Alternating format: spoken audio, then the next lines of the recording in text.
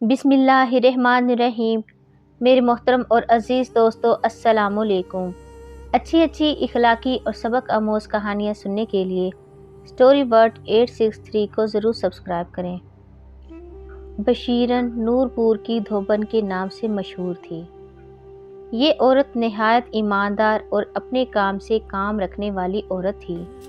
کسی کے معاملات میں مداخلت نہ کرتی۔ اگر کبھی کسی کی جیب سے اسے پیسے ملتے تو وہ فوراً اسے مالک تک پہنچاتی۔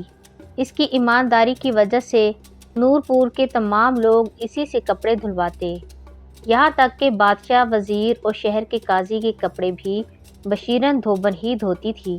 صاف ستھرے بے داغ کپڑے دیکھ کر سب کا دل خوش ہو جاتا۔ ایک دن بشیرن کو شیروانی کی جیب سے ایک انگوٹھی ملی، جسے دیکھ کر وہ حیران رہ گئی۔ الٹ پلٹ کر دیکھا، ایسی چکا چوند انگوٹھی جس میں قیمتی ہیرا لگا ہوا تھا۔ اس نے اپنی زندگی میں ایسی انگوٹھی کبھی نہیں دیکھی تھی۔ جلدی سے شیروانی کی نشانی دیکھی تو معلوم ہوا کہ یہ وزیر اکبر علی کی شیروانی ہے۔ اس نے دل میں سوچا کہ جیسے ہی کپڑے سوکھیں گے وہ سب سے پہلے اکبر علی کے کپڑے اس انگوٹھی سمیت واپس کر کے آئے گی۔ انگوٹھی کو دوپٹے کے پلو میں باندھ کر وہ گھر کی طرف چلتی۔ گھر پہنچی تو اسے پتہ چلا کہ اس کی اکلوتی بیٹی کو تیز بخار ہے۔ اسی وقت دوڑ کر اسے کھلا پلا کر دوا دی، پھر ماتھے پر پٹی رکھ کر بخار کم کرنے کی کوشش کرتی رہی۔ آخر تھکن سے چور ہو کر بیٹی کے سرہانے ہی سو گئی۔ آنکھ کھولی تو دیکھا کہ آدھی رات ہو گئی۔ بیٹی کی فکر میں انگوٹھی کی جانب اس کا ذہن ہٹ گیا اور وہ بھول گئی۔ ادھر محل میں بادشاہ سلامت کی انگوٹھی گم ہو گئی تھی۔ محل کا ہر شخص فکر مند تھا، اور کیوں نہ ہوتا، وہ بادشاہ سلامت کے والد کی واحد نشانی تھی۔ بادشاہ نے محل کا کونا کونا چھان لیا، لیکن انگوٹھی نہ ملی۔ وزیر اکبر علی بھی دوسرے خاتموں کی طرح چہرے پر فکر مندی سجائے انگوٹھی کی تلاش میں مصروف تھا۔ ادھر بشیرن دھوبن اپنی بچی کی طبیعت کی وجہ سے بے حد فکر مند تھی۔ اسی پریشانی میں وہ کپڑے دھونے بھی نہ گئی۔ 3 دن کی تلاش کے بعد بادشاہ نے اعلان کروایا کہ جس کو بھی وہ انگوٹھی ملے یا ڈھونڈ کر لائے، اسے 1000 سونے کی اشرفیاں دی جائیں گی۔ یہ اعلان سنتے ہی نورپور کا ہر شخص انگوٹھی ڈھونڈنے کی کوشش کرنے لگا۔ لاؤ بیگم میری شیروانی، جو میں 3 دن پہلے دربار میں پہن کر گیا تھا۔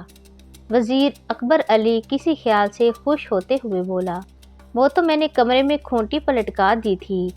وزیر کی بیگم یہ کہہ کر شیروانی لینے چل دی۔ ارے یہاں سے شیروانی کہاں گئی؟ وزیر کی بیگم کی چیخ ہی نکل گئی۔ وزیر اکبر علی دوڑتا ہوا آیا۔ یہ کیا کر دیا؟ شیروانی کہاں گم کر دی؟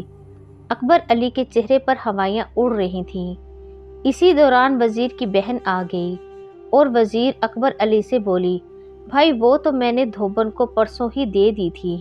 یہ سن کر اکبر علی کی آواز حلق میں ہی گھٹ گئی، کیونکہ بادشاہ کی انگوٹھی چرانے کا ماجرا اس کے علاوہ صرف اس کی بیوی کو معلوم تھا، اور چونکہ بہن اس بات سے بے خبر تھی، لہٰذا اس نے نہ بتانے میں ہی آفت جانی۔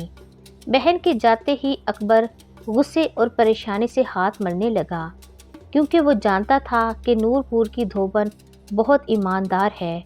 اگر اس نے اعلان سن کر وہ انگوٹھی دربار میں بادشاہ سلامت کو پیش کر دی تو بادشاہ میری گردن اڑا دے گا، کیونکہ یہ انگوٹھی وزیر اکبر علی کی شیروانی سے برآمد ہوئی تھی، اور یہ بات دھوبن سچ سچ بتا دے گی۔ اکبر علی جانتا تھا کہ بادشاہ سلامت کی یہ انگوٹھی ان کے والد کی نشانی ہے، اور یہ انہیں جان سے بھی زیادہ عزیز ہے، لہٰذا اسے پانے کے لیے بادشاہ بڑے سے بڑا انعام دینے سے گریز نہیں کریں گے۔ انعام کے لالچ میں اور بادشاہ کی نظروں میں سرخرو ہونے کے لیے اکبر علی نے یہ انگوٹھی چرائی تھی۔ اسے نہیں معلوم تھا کہ سب تدبیریں الٹ ہو جائیں گی۔ پوری رات وزیر اکبر علی مختلف منصوبے بناتا رہا۔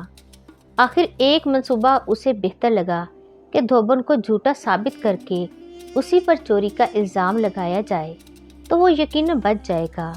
یہ سوچ کر وہ اطمینان سے سونے کے لیے لیٹ گیا۔ بشیرن دھوبن کی بیٹی کی طبیعت زیادہ خراب ہوئی تو تو وہ صبح ہوتے ہی اسے طبیب کے پاس لے کر پہنچی۔ ارے جسے بادشاہ کی انگوٹھی مل جائے گی اس کے تو بھاگ ہی جاگ جائیں گے، نہ جانے نور پور کا وہ کون خوش قسمت انسان ہوگا۔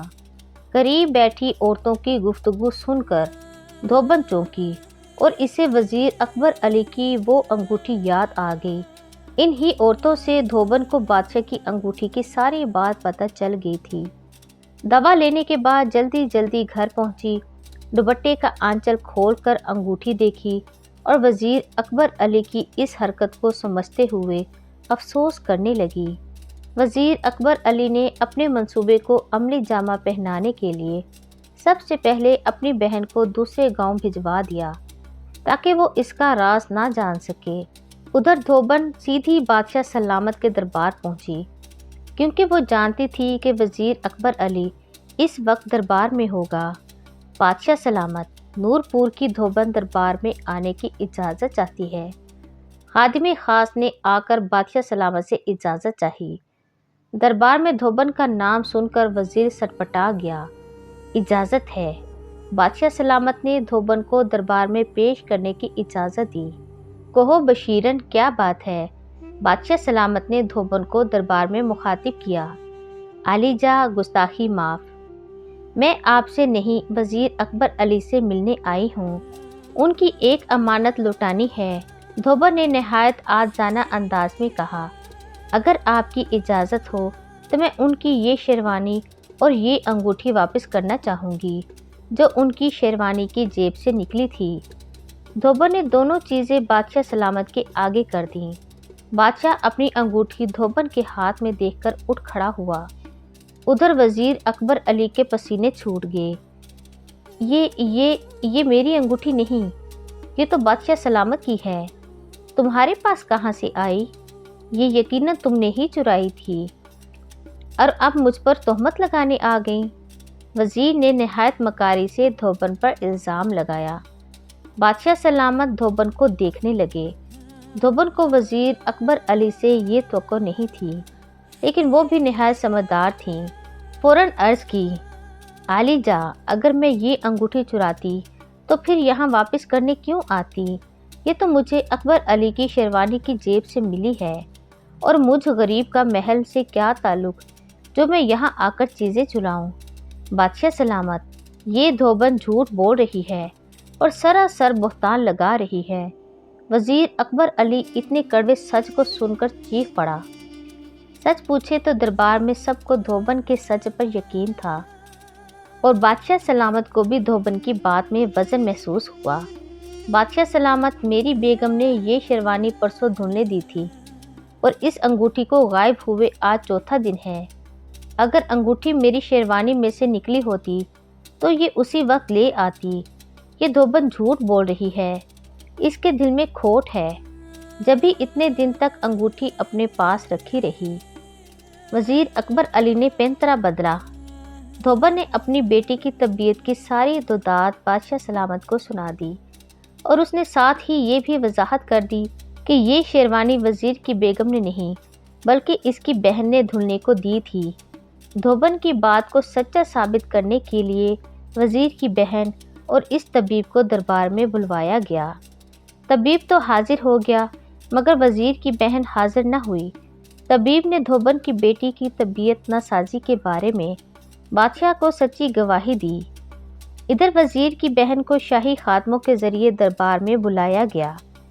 چونکہ بہن اپنے بھائی وزیر اکبر علی کی اس عیاری سے واقف نہ تھی، لہٰذا اس نے بھی دھوبن کے حق میں سچی گواہی دی۔ یوں اکبر علی کے جھوٹ اور چوری کا پول کھل گیا۔ بادشاہ نے وزیر اکبر علی کو عہدے سے برطرف کر کے 10 سال قید با مشقت کی سزا سنائی اور دھوبن کو 1000 سونے کی اشرفیوں کے ساتھ اس کی ایمانداری پر ماہانہ وظیفہ مقرر کرتے ہوئے مزید انعام و اکرام سے نوازا۔